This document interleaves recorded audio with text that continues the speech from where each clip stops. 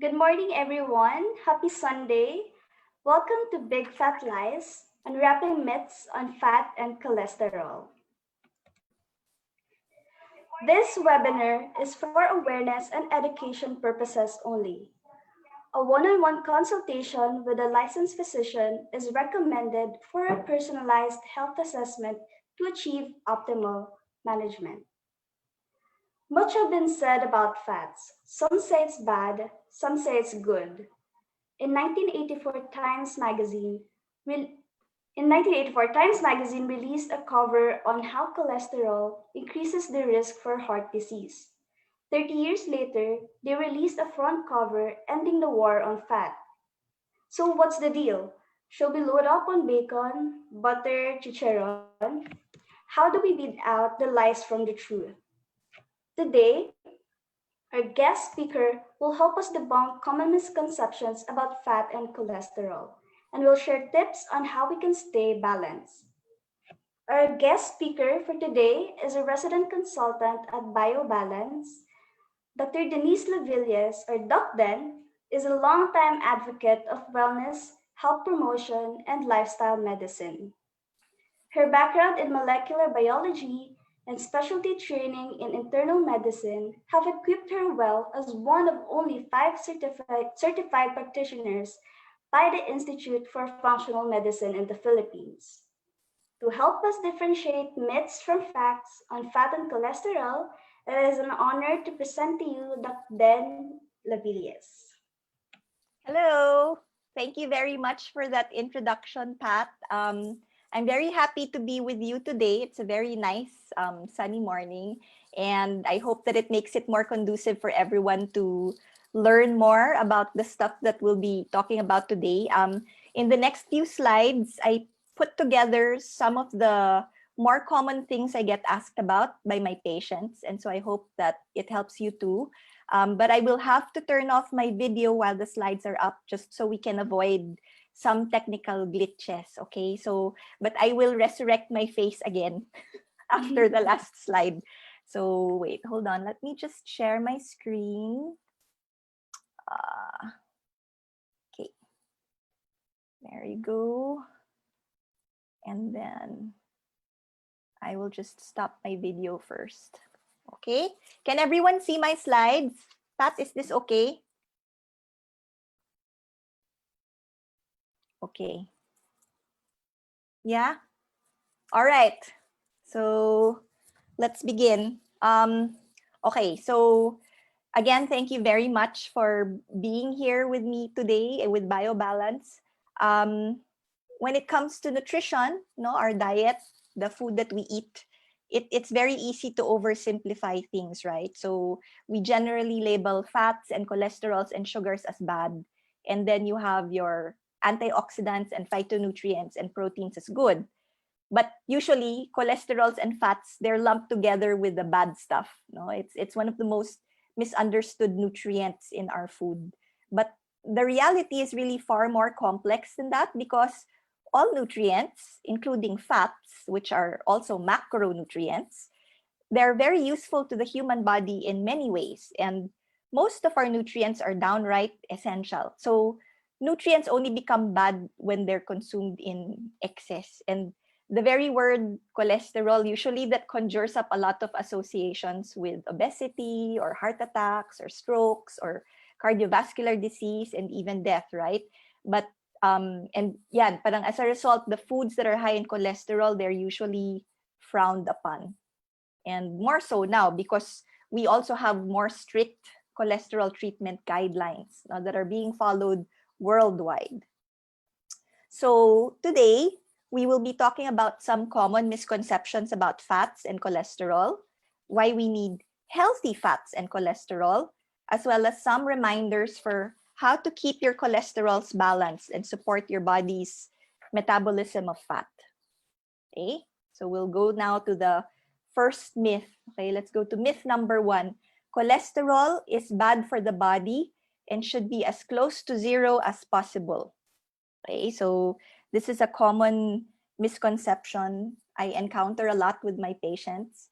Unfortunately, this idea can be perpetuated even by the medical profession, because doctors who mean well can also be very quick to prescribe statins based on the numbers in the lipid profile alone, because that's what the guidelines say. And because there are just, too many patients waiting in line at the clinic, and there doesn't seem to be enough time to also emphasize the other important adjunct lifestyle interventions we can all do to help ourselves and lessen dependence on medicines. And lalo na with this pandemic, parang patients, they may not necessarily be able to follow up with their doctors as easily as before. And some patients just keep taking and taking medicines without having repeat tests done. I get to hear this a lot. Oh, cholesterol issues, they really run in my family, doc. I have to keep taking them. Otherwise, my cholesterols will just go up.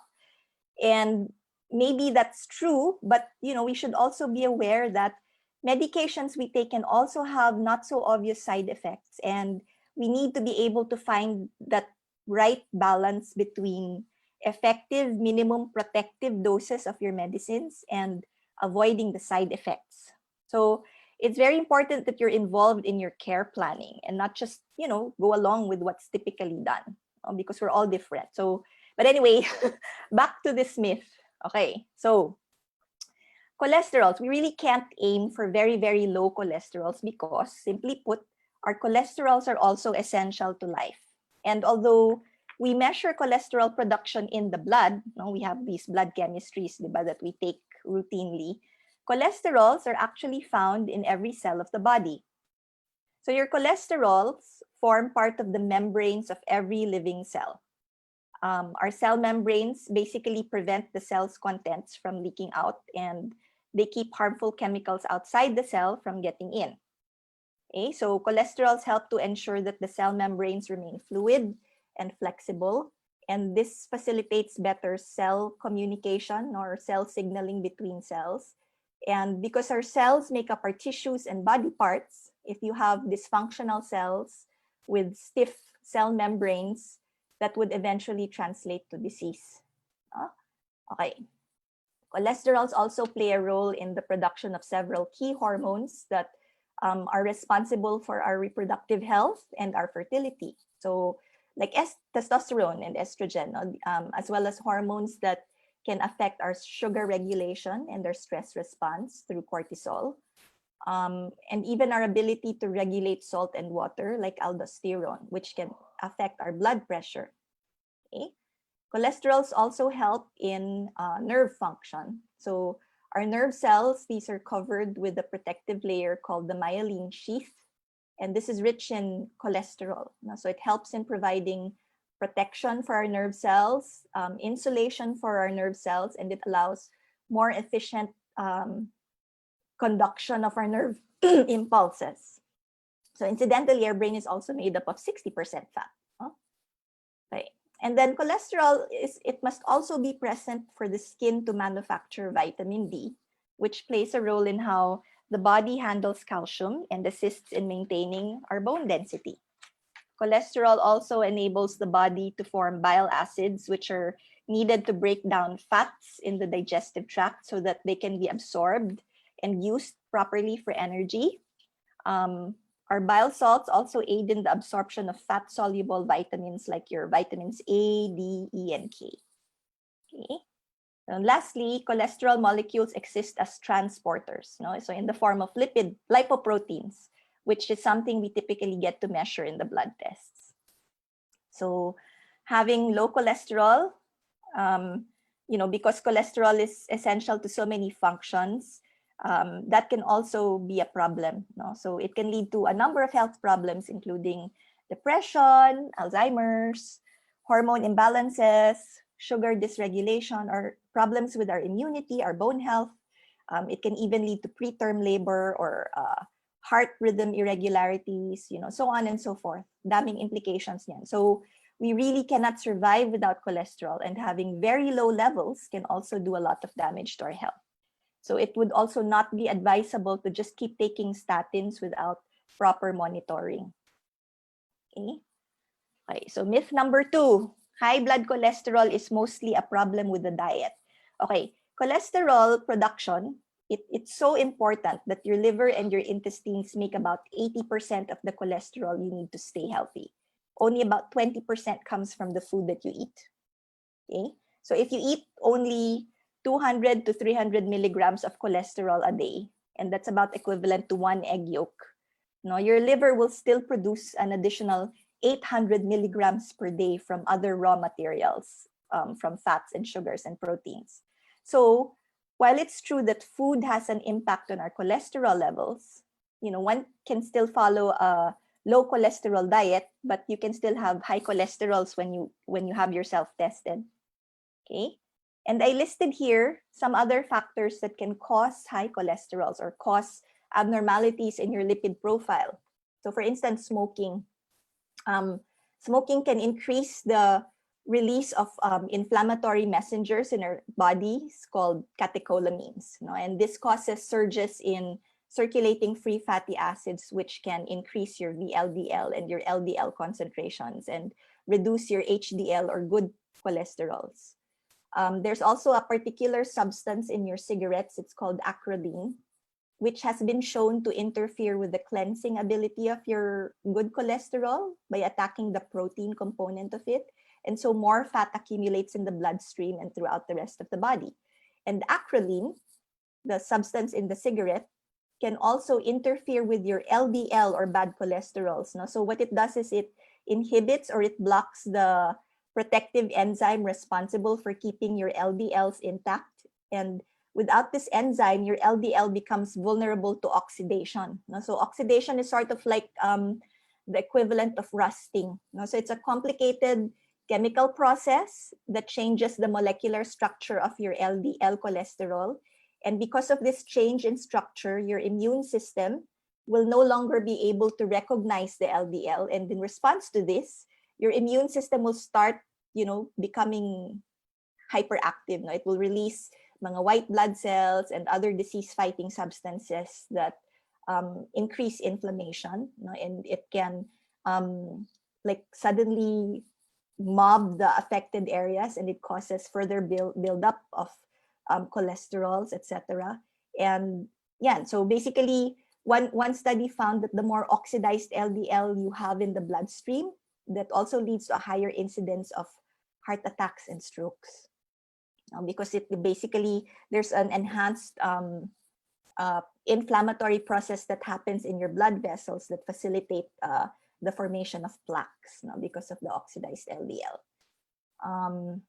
And then here I highlighted also, I would like to highlight chronic stress, too much stress over an extended period of time. So such as this pandemic situation, and then with the coming holidays, I would like you all to be very mindful of that, because too much stress over an extended period of time can also contribute to elevations in cholesterol, because when you're stressed, the body releases hormones like your adrenaline and your cortisol, and that can facilitate the release of more free fatty acids and triglycerides, because your body thinks it needs energy to fight, diba? So it causes an elevation in cholesterols also. For pregnancy, the levels of cholesterol and triglycerides are, they naturally increase when a woman is pregnant, because as the pregnancy develops, there needs to be an increase in the flow of nutrients to the placenta to support the growth and development of the baby. So you really do need extra cholesterols to fuel the growth of both the baby and the placenta. And it's needed for the production of the important hormones, your estrogens and your progesterones that mediate the pregnancy. Okay. And then I would also like to highlight here hypothyroidism, because we get a lot of patients who have this concern. So when the thyroid levels are low with hypothyroidism, your body doesn't break down and remove LDL cholesterol as efficiently as it should. No? The LDL cholesterol builds up in the blood because your thyroid hormones increase the expression of LDL receptors in our tissues. So, if there's less thyroid hormone, there would also be less LDL receptors to help clear out the LDL in the blood. So, and at the same time, poor thyroid function that also affects our intestinal absorption of nutrients in general, including cholesterols. And then chronic liver and kidney conditions that can lead to problems with your lipid transport and clearance from the cells that leads to elevations in cholesterol. And then lipids also increase as a result of the body's attempt to fight off infections. Mercury, pala, heavy metals and mercury, they can increase LDL and triglycerides and decrease HDL, but they can also induce the production of dysfunctional HDL. So one can have very high levels of HDL or good cholesterol, but that may not necessarily be a good thing, in the setting of toxin exposures. Okay, so fact is, cholesterols aren't just influenced by what we eat. Abnormalities in your cholesterols, or dyslipidemia as we call it, it's not really a disease. It's more of a symptom or a manifestation of other processes that may lead to the cholesterol elevations. So when a person has high cholesterols, it really shouldn't just be the diet that we should be looking at. There may be other underlying factors affecting the person's metabolism or hormones or immunity that may be aggravating the dyslipidemia. And it's not enough that we just try to suppress the numbers by taking anti-cholesterol medicines. Okay? So the third myth, all cholesterols and fats are equal. So we might actually all be familiar with these different types of fats. I think BioBalance also released maybe a blog articles just before this talk about these common types of fats. So fats and cholesterols aren't all bad. There are beneficial unsaturated fats that you will find in nuts and seeds and vegetables and fish. So these are good sources of essential fatty acids. You have monounsaturated fats from avocados and nuts and olives, and then you have polyunsaturated fats, mostly vegetable oils, like for instance from flaxseed. Omega-3 and omega-6 fatty acids are technically also polyunsaturated fats. And then there are these processed or hydrogenated fats, which can be highly inflammatory and detrimental to your health. So these are the kinds of fats that you should avoid at all costs, as much as possible. And in the middle, you have what we call saturated fats, which are also important, but usually they come as tightly packed forms. Now they're solid fats at room temperature. So these are the kinds of fats you will find in red meat, other saturated oils. They may be in liquid like coconut oil. Not all studies agree when it comes to saturated fats. So so far there's research showing that foods high in saturated fat can increase the large fluffy LDL cholesterols and decrease smaller dense LDL cholesterols, and also increase your good cholesterols. So far, to my knowledge, we haven't found any consistent association between saturated fat intake and heart disease related health. So abangan. Okay. And then these are the markers that you would find typically in a lipid panel, diba? So these are conventional markers, part of your routine blood work, part of your executive checkups. Your total cholesterol, that's the sum of cholesterol found in the blood. But since, your cholesterol is made of fat, so it can't travel alone in the bloodstream. Otherwise, it would just end up as useless globs, similar to what you might see if you cook nilaga or caldereta, diba? So to get around this problem, our very beautiful body, which is a very complex system, what the body does is it packages the cholesterols and other lipids into these tiny protein-covered particles that mix easily with the blood. So we call them your lipoproteins. So lipid plus protein, kaya tinawag na lipoprotein. And these lipoproteins, they're the ones that transport your cholesterol and other fats throughout the body. Your triglycerides, these are formed from the fatty acids in your diet, and they're manufactured in the liver, and they're influenced by what you eat. your very low density lipoproteins or VLDLs, they carry these triglycerides to the tissues. And so as the body's cells extract the fatty acids from the VLDL, they eventually turn into your LDLs or your low density lipoproteins. So these particles are richer in pure cholesterol. Um, the LDL, that's known as your bad cholesterol because it delivers cholesterol to the tissues, no? And it's strongly associated with the buildup of artery clogging plaque, also known as atherosclerosis. However, the one thing that you should remember also is that LDLs don't just carry cholesterols. They also carry around fat-soluble vitamins and antioxidants. So, these lipoproteins are like our Grab delivery system. So they deliver important nutrients to the cells and tissues of the body also. And then your HDL, so this is called your good cholesterol because supposedly it helps protect the arteries by transporting the cholesterols from these tissues and cells back to the liver for recycling or elimination. Okay, yeah. So it absorbs stuff from your tissues back to the liver. Okay, so what you see in your lipid profile, they're actually not just cholesterols. So that's why it's a bit confusing. Rather, they're proteins that carry your lipids, which are fats that serve as building blocks for the cells or as energy sources for the body. So your lipoproteins, these enable your cholesterols and fats to move easily throughout the blood and in and out of your tissues. Okay, there. Okay, so here's another thing that I would like you to visualize, okay, when it comes to these lipid markers. Okay, so imagine that your blood vessels were something like this big giant air tambiolo. Okay, just humor me. And inside this air tambiolo, you have these balls of lipoproteins. Okay, I couldn't find the picture of an air tambiolo with different sized balls, but I want you to imagine the air tambiolo with different balls. Okay, so some of these would be like these big fluffy soft beach balls. Okay, others would be more of the smaller dense golf balls, the kinds that could do a lot of damage if you get hit on them with a head on the head. No?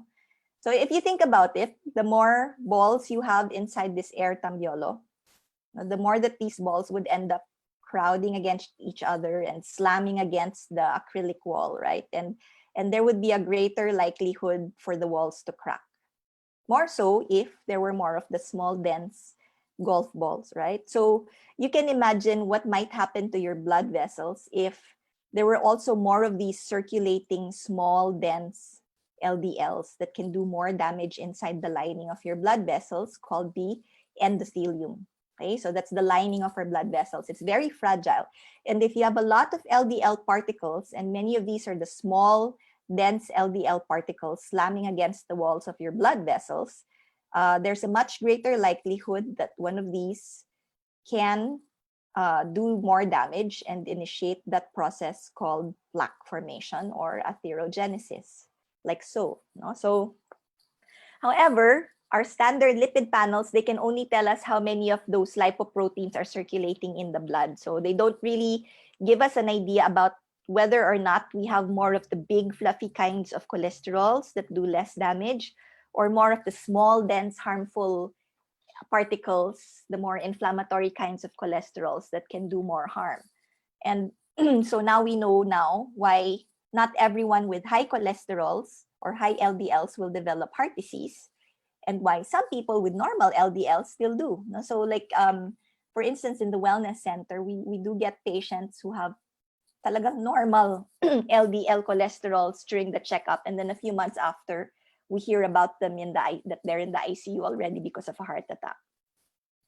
But fortunately, we now have access to more advanced tests that can give us this kind of information.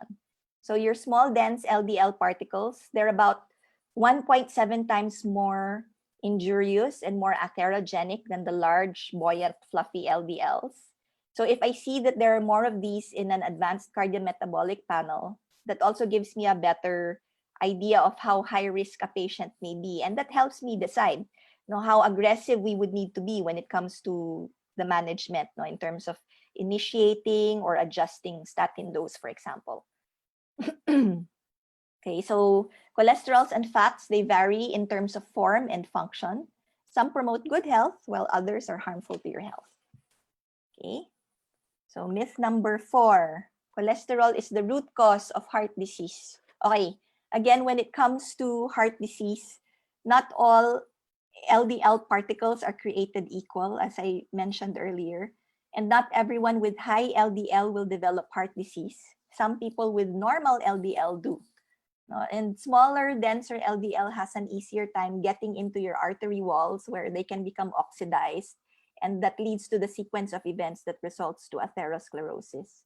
So by contrast, larger, fluffier LDL particles are more like these beach balls that bounce off the artery walls rather than getting stuck there. So larger, less dense LDL particles are believed to be less dangerous.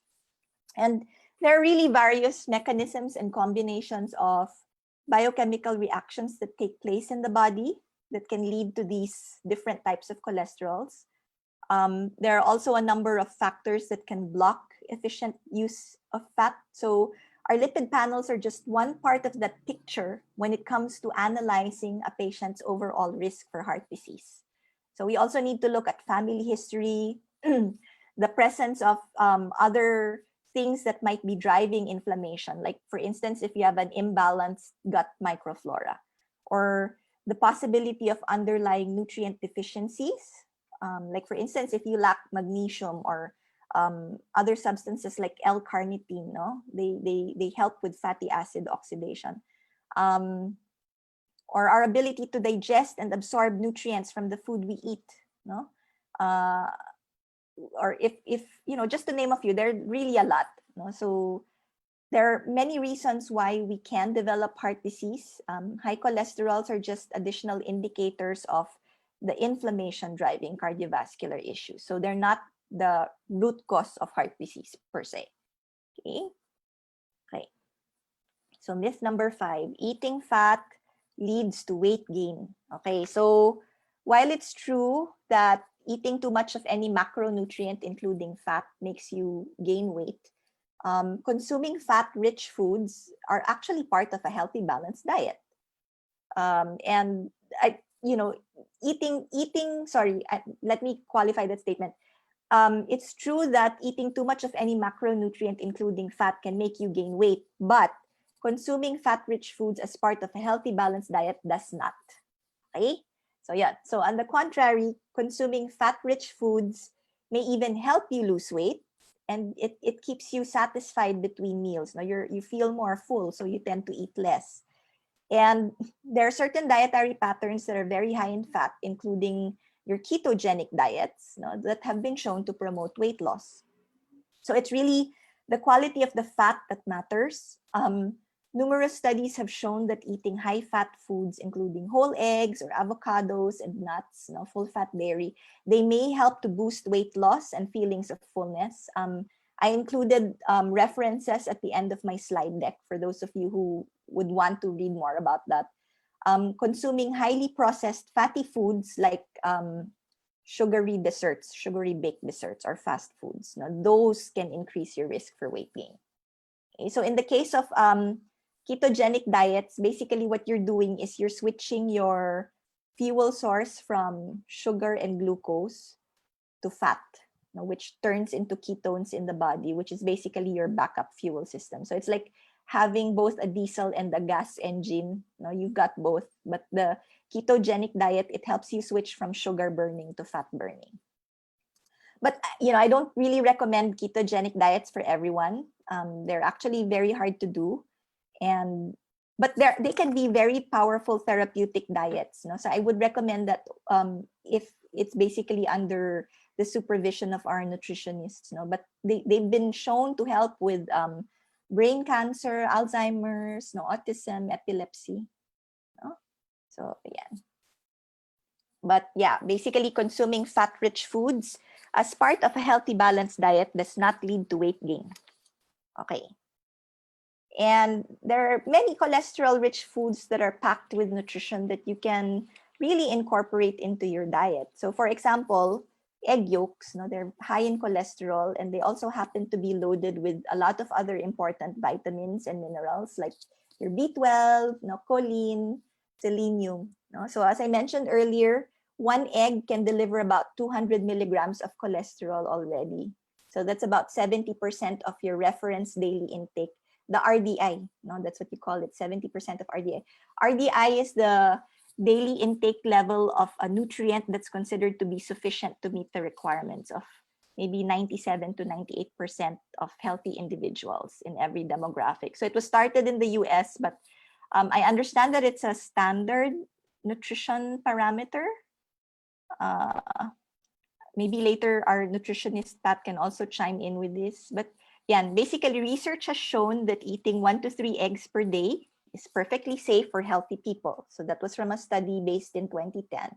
And incorporating daily whole egg intake in a moderately carbohydrate restricted diet provides further improvements in your lipid profile, in the atherogenic lipid profile, and in insulin resistance in people with metabolic syndrome. So that's based on a study in 2013. People who eat more seafood have also been demonstrated to have lower rates of heart disease and diabetes and inflammatory conditions like arthritis. And oily, cold water fish like salmon and herring and sardines and tuna, they contain higher levels of heart-healthy omega-3 fatty acids. So for sardines, for instance, a 92-gram serving, that's about 1 can, that contains about 131 milligrams of cholesterol already, or about 44% of the RDI. But it also packs 63% of the RDI for vitamin D, 137% of the RDI for vitamin B12, 35% of the RDI for calcium, for instance. So sardines are an excellent source of nutrition. You can also get iron and selenium and other minerals like zinc and magnesium and phosphorus, also vitamin E from sardines. Okay. Shellfish like your clams and your crab, including and shrimp, these are excellent sources of protein, your B vitamins, iron, selenium, and they also additionally contain bioactive components, your carotenoid antioxidants and taurine. Taurine is an amino acid that they help prevent heart disease and lower bad LDL cholesterol actually. So an 85-gram serving of shrimp or 3-ounce serving of shrimp, that's about 6 to 9 medium-sized shrimps. That provides you 166 milligrams of cholesterol, which is over 50% of the RDI. Okay. Yeah. And then you have, chicken heart, organic meats, like chicken heart. That's an excellent source of the very powerful antioxidant CoQ10, as well as vitamin B12, iron, zinc. It's also high in cholesterol, with maybe about a 2-ounce serving providing 105 milligrams of cholesterol already. And additionally, raw liver, about 19 grams of cooked liver that provides over 50% of the reference daily intake already for copper and vitamin A and B12. Okay, and then you have for the meat lovers out there, pasture-raised, grass-fed steak. That's also important for B12, zinc, iron, etc. So a 4-ounce serving, that's about the size of a deck of cards, that can already give you about 62 milligrams of cholesterol. And up to a few times each week of that is okay. So, and then you have your yogurt. So while full fat yogurt is packed with protein and calcium, it also provides other nutrients like phosphorus, B vitamins, magnesium, zinc, potassium. And 1 cup, that's about 245 grams of full fat yogurt that contains about 31.9 milligrams of cholesterol, 11% of your RDI. And research also shows that increased consumption of full fat fermented dairy products is associated with reductions in bad LDL cholesterol and blood pressure, as well as lowers risks for stroke, heart disease, and diabetes. Okay. Of course, remember, just because a food is high in cholesterol, it doesn't mean it can't fit into a well-balanced, nutritious diet. So that's what I really want you guys to remember. Now, we also need to emphasize these additional foods to round things up nicely. So choose a variety of produce, no, fruits and vegetables every day. We typically want our patients to target at least 6 to 9 servings of the colorful plant foods each day, now, if you can. um, and then, about 3 servings of whole grains per day, sort of like the equivalent of maybe half a cup of cooked brown rice, like that. And then, you eat this in place of starches like potatoes, or, if you have a tendency to eat refined carbs like white bread or white rice and mga low fiber breakfast cereals, now this would be a better alternative sana. Of course, I do need to mention here that not everyone responds to dietary fats and cholesterols in the same way. So there will always be variations in each person, and it would be good to also consult, like a certified health professional when it comes to managing your food, no, if you want to be very personalized or precise, no. Yeah. And then, of course, these are the kinds of foods that you want to avoid. They're also high cholesterol, but these are also loaded with calories and contain lots of trans fats, which can increase your heart disease risk. And basically, these are the ones that can cause a lot of health issues. So, plus yan, the consumption of the fried foods, that's been linked to not just heart disease, but higher levels of inflammation in general, and even, impaired blood sugar problems. Eating less of the processed food and the cooking more meals at home, that's been associated with lower body weights in general, less body fat, and reductions in heart disease risk factors like high LDL. The processed meats like sausages and bacons and hot dogs, no, they're high cholesterol, but really you should avoid them. The high consumption of processed meats has been linked to increased rates of heart disease, really, and even certain cancers like colon cancer. There was one large review that included over mga 600,000 plus participants, and they found out that each additional 50-gram serving of processed meat per day was actually associated with a 42% higher risk for developing heart disease. Can you imagine? So yeah, so I put that reference also in my slide deck. Okay. And this is a key slide. Now, if you want, you can take screenshots of this for general reminder. But really, the best ways to lower your cholesterols are to eat more fiber and produce, especially soluble fiber. And to move more. So for every hour an adult spends doing regular, vigorous physical activity, you can actually gain up to about 2 hours of life expectancy. So when it comes to lowering your cholesterols, it's the high intensity interval trainings that seem to be the most effective. But, since HIIT really isn't applicable to everyone, just simply finding more excuses to move can benefit all systems of the body in general. Exercise is also medicine, like food. And then, of course, quitting smoking, that can improve a person's HDL levels, especially among women. So that's been shown also in studies. And, if you can manage to drop off a few pounds, that reduces your cholesterols while also increasing your good cholesterols. And that's really better for overall health. So how can you tell if your cholesterols are balanced? As a general guide, if you look at your labs, a patient who is correctly metabolizing their fats, proteins, and carbs will generally have about half as much triglyceride as the cholesterol. Okay? And then you can also check, so you can get the ratio of your triglycerides over your HDLs if it's in milligrams per deciliter. So use the milligrams per DL units. And the closer to 1 it is, the better. A value of more than 3, that already indicates a higher likelihood for cardiovascular events like heart attack and stroke. And then in the more advanced cardiometabolic panels, we can also check your omega-3 index. So that reflects the parang the relative ratio of your omega-3 fatty acids within the red blood cell membranes. And studies show that having low omega-3 index, that's associated with a higher risk for cardiovascular disease. So basically, an omega-3 index 8 and above is optimal, but an omega-3 index below 4, that may be considered deficient. No?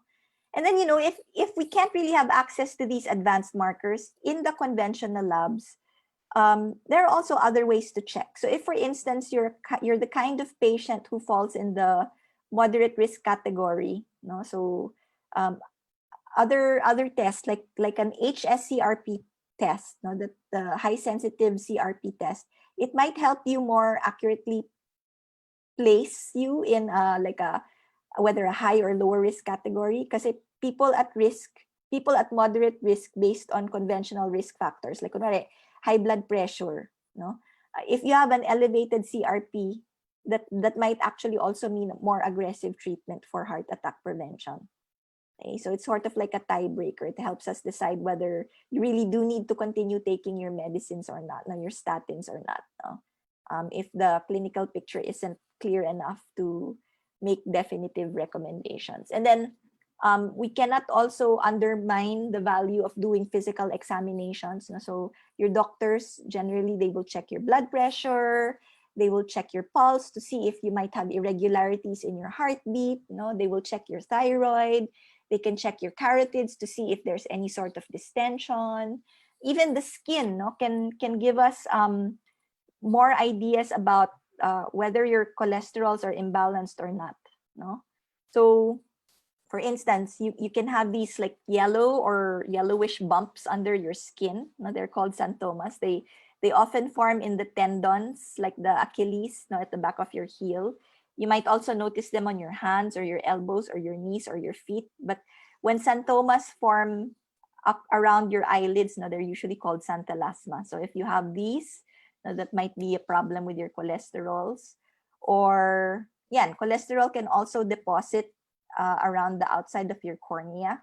So they look like these silvery or like whitish opaque arcs around the outside of your eye, but don't necessarily affect your vision. So we call that corneal arcus. No, it's a condition you get when cholesterols deposit around the outside of your cornea.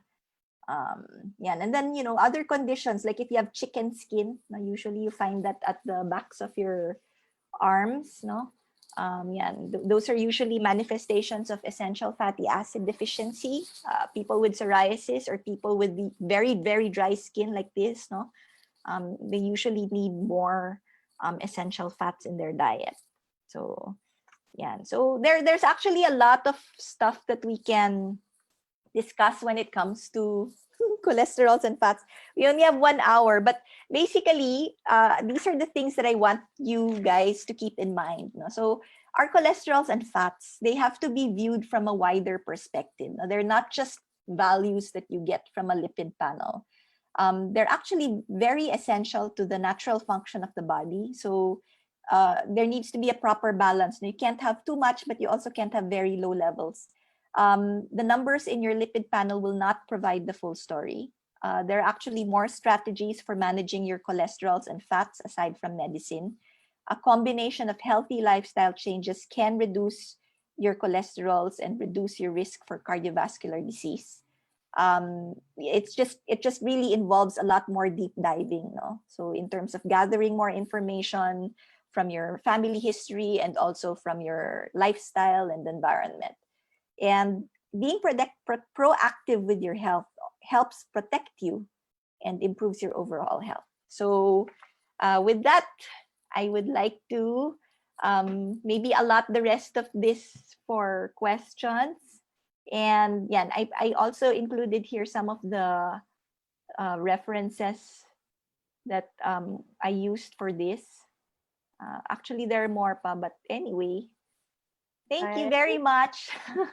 Thank you I, so much, Doc Den. I I never stopped had. share. Yeah. Thanks po. So How's this? How do I check the, okay, sige, I see the chat box already. Okay. So moving on to our Q&A portion, I have some few questions from our viewers, Doc. So let's start with the first one po. So Okay. one viewer asked, I was advised to avoid fatty foods due to hyperacidity. In your experience, how can fat intake be optimized without exacerbating hyperacidity? Okay. Usually, when a patient with hyperacidity is recommended avoidance of fatty foods, now these are generally the trans fats, no, the fried, processed, no, desserts like ice cream, potato chips, no, creamy sauces, gravies, mga ganyan, the oily and greasy kinds of foods. Because these kinds of fatty foods can cause your lower esophageal sphincter to relax. No, that's like the junction between your esophagus and your stomach. And it delays stomach emptying, and so that can actually exacerbate hyperacidity and reflux. So it's really more that you need to avoid. But with regard to the question, how can fat intake be optimized without exacerbating hyperacidity? If you remember in my slides, I also put there the healthy forms of fats. So those are the kinds of fatty foods that you can incorporate more of in your diet. So for instance, egg, no, hard-boiled egg, certain oily fish, sardines. Those are the kinds of foods that maybe you might want to consider adding. Even bits of like coconut oil to add to your green smoothies. Those would be good. No, they can those are good sources of fats that can help optimize your intake of fat without exacerbating the hyperacidity. Yeah. Mm-hmm. Mm-mm. Okay. Yeah. So the second question is, does high saturated fat intake from coconut oil elevate HDL in the blood? If so, is it safe to continue consuming it? Yes. There are studies that show coconut oil does increase your HDL. Although, in my own personal experience, I've also had patients who go into keto and basically increase their consumption of coconut oil, and then we find out later that their LDLs also increase. But in the research, in the literature, you'll find it does have that effect. It can increase even the bad cholesterols, but the characteristic of the bad cholesterols are the fluffy kind, so they're less damaging, no? And yun, as I mentioned earlier, the research when it comes to saturated fat, not all the studies agree. We probably need more well-designed studies. But personally, I also take coconut oil. I put that also in my smoothies. And I think what we just need to remember is that there are actually many types of saturated fats, and they all have different varied effects on our health. But your diet as a whole, rather than just the breakdown of your macronutrients, no, that's more important when it comes to your overall health, I think. Mhm. So nutritious foods like, yeah, yung like full fat yogurt, diba? Those have a lot of saturated fat too, or unsweetened coconut, ganyan. I think those can be included in a very healthy, well-rounded diet. Yeah, as long as moderate consumption now. Yeah. Yes, oo, I agree. Okay. Yeah. Mhm. Mm-mm. So the third question is, do you recommend ghee? Is it safe to consume for lactose intolerance and for people with high levels of saturated fat in the blood? Actually, yeah, because ghee is really it's made of butter fat, but it's lactose free because the milk solids have been removed already. So if you have lactose intolerance, 'di ba, parang it wouldn't contain anymore those parang components that you might be sensitive to. So it would be safer or maybe more acceptable to consume. Yeah, ghee would be okay for lactose intolerance. Mhm. Okay, next is, can we boil sausages in lieu of frying them? Talaga naman, 'di ba? Kakasabi ko lang Para eh.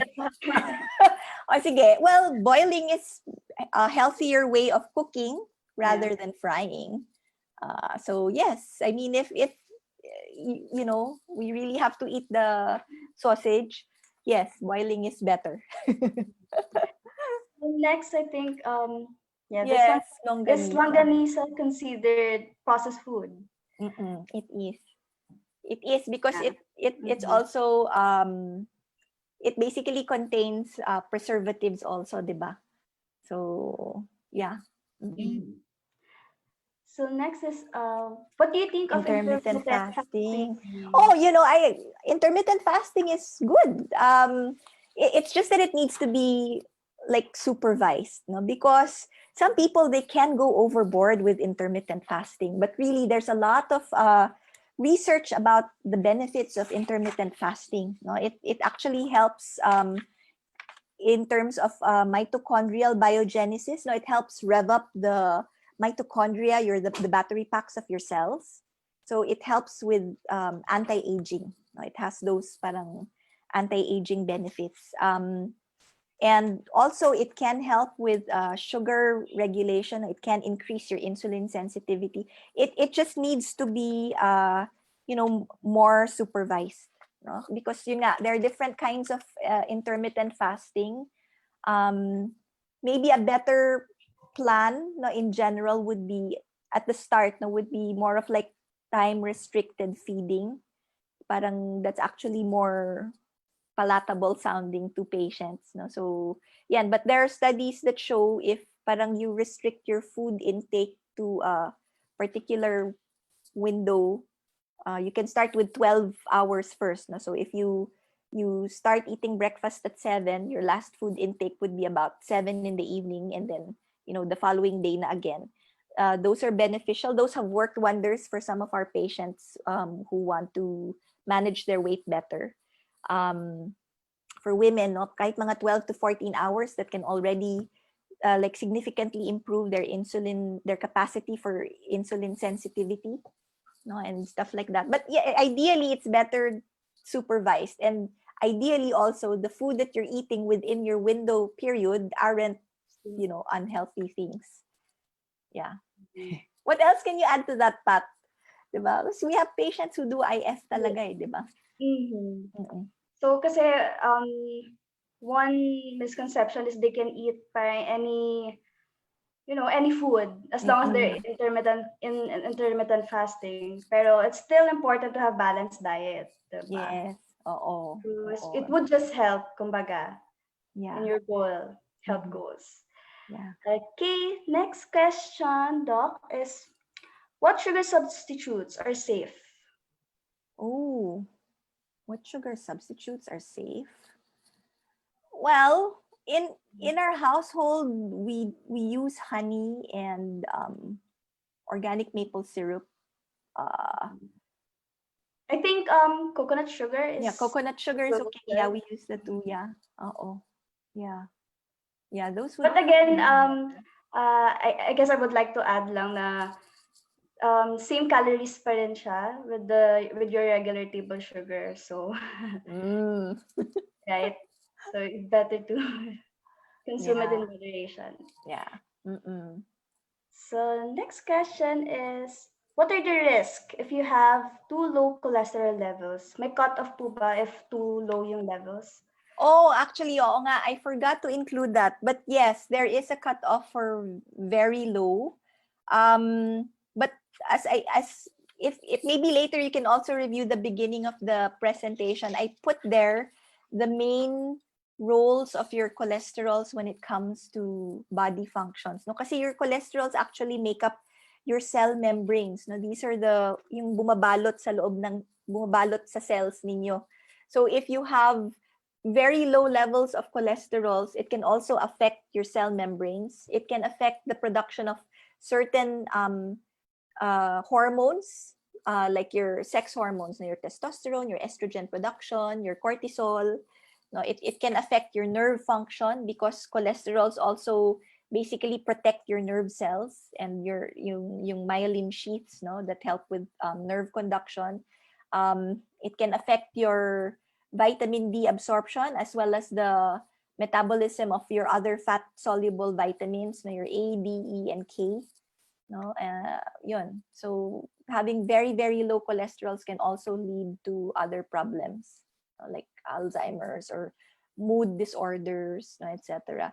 Maybe later I can post because there aren't really set guidelines when it comes to optimal values. Parang mostly kasi the guidelines are strict about not going overboard.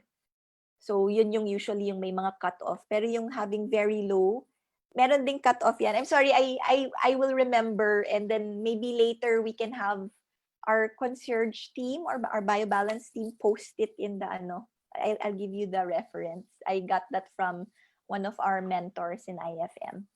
Yeah. Mhm. Okay, so next naman po is, why is HDL level above the maximum bad? Or Because okay. So the ideal levels of HDL, 'di ba, is mga about 50 to 60 and above.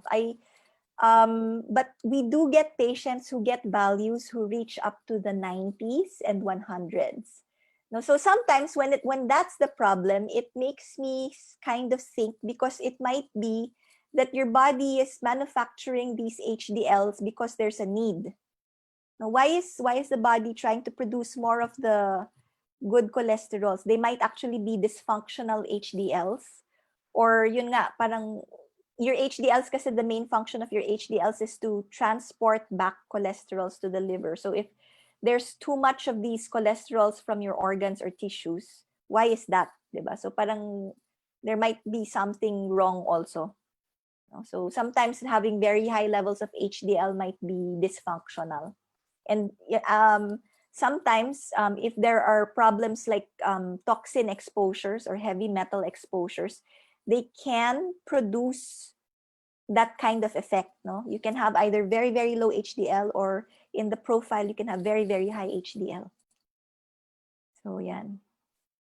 For kids, it's very important, no, yung intake of fatty acids, especially because it's, from the mom's womb all the way to, like yan, yung childhood, grade school age. That's the time when your brain is really, absorbing a lot of things and processing, and that's the time of optimal brain development. Really, that's the time when they really learn a lot and stuff.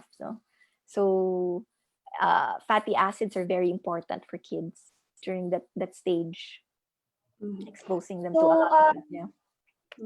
In relation, Doc, dun sa previous question about the sugar substitutes, Mm. the viewer meant na sugar-free substitute. Stevia tastes bitter. So, are Ah. erythritol or xylitol safe to use? Uh, I personally, I don't really use them. But I don't have enough I don't have a lot of enough information about them. I suppose, what do you think, Pat? Parang maybe I need to look up more stuff about it. But I do know that some of our, like a lot of our patients are into baking now, and Base. they use those, diba, for their baking. But I haven't really had the chance to like really dive into the literature when it comes to Mhm. xylitol, etc. Yeah. Because some people have upset stomach then if they use like sugar alcohol. So Mm-mm, yeah. mm-mm. Yeah. Okay. So another question, Doc. Would you recommend liver flush with Epsom salts and olive oil protocol? Oh, okay. Usually this is recommended for people with gallbladder issues. No? Does this patient have like gallstones or something? Or not necessarily? Because I usually encounter this protocol from integrative medicine practitioners, no? And they prescribe this. Actually, well, in my experience in the wellness center before, I would have patients who would go to me with gallbladder findings, and they will come back to me the next year and they will tell me, oh, doc, I tried this so and so protocol with Epsom salts and olive oil and ganyan. And when we would have their ultrasounds repeated, the gallstones would still be there. And I'm not really sure um, what its overall effect might be, because some patients really swear by, they will say, but no, doc, I really eliminated like globs of green stuff, ganyan. um I suppose, anatomically, if you have like stones talaga, there's also a possibility that it can get stuck. So it might also be dangerous. Although I do know that I think it has that effect of like opening up your biliary duct so that it's easier to pass the stones. But yun nga, parang it can also be harmful if parang there's stuff that gets stuck. So I'm not too sure. I've never recommended it myself. I don't have enough experience about it. No? But I Okay. do know that some integrative practitioners recommend this to their patients. Yeah. Okay. So next question, Doc. Do you have recommendations for cooking oils? For cooking oil in the house, I use coconut oil, expeller pressed, and olive oil. That's what I use. Pat, ikaw, ano? Yeah. Well, usually use vegetable oil and olive oil then. Yeah, but not really. Parang as much as possible, we don't really, use too much.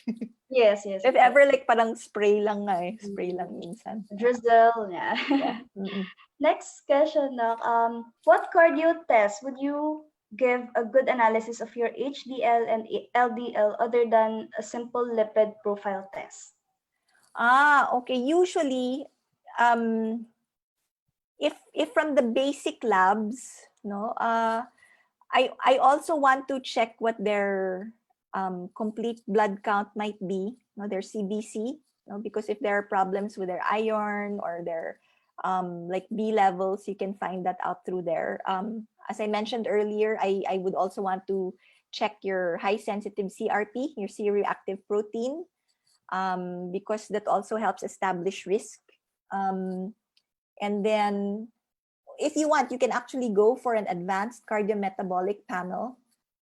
These are the kinds of tests that can also parang break down your lipids, your LDLs, and quantify them. So into like the number of particle sizes talaga, how much of the small dense LDLs you might have, whether how much of the oxidized or harmful LDLs you might have, how much of there's a particular enzyme that basically goes up if there's a higher risk for plaque rupture. So if you have plaques or atherosclerotic lesions in your blood vessels, if they chip off, those are actually the things that can lodge, and make bara and cause the heart attacks and the stroke. So in those kinds of panels, you would have those kinds of results also.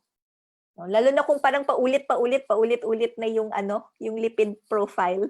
'Di ba? Minsan parang hindi ko rin alam kung anong gagawin kasi parang it doesn't really say so much.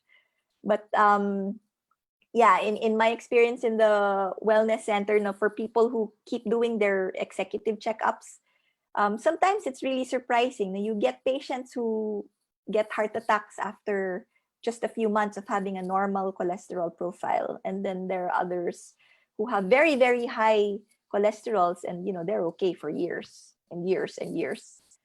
So yun, in that sense, parang the typical lipid profile might not be as predictive. That's why in functional medicine, it's not just looking at the values and recommending drugs. It's you really have to go deeper, and it really does entail a lot of information gathering, from the past medical history, even your birth history, all the way to like the person's environmental exposures, their typical lifestyle behaviors, like ano ba yung preference ba nito talaga, longganisa parate, yung mga ganon, no? So, or do they get enough sleep, because maybe the lack of sleep might be driving the stress, and so that leads to all sorts of other hormone issues that can affect the cholesterols.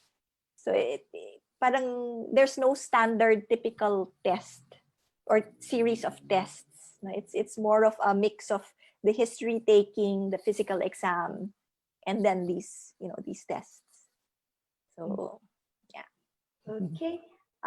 So I think that's it for Q&A Okay. portion. All right.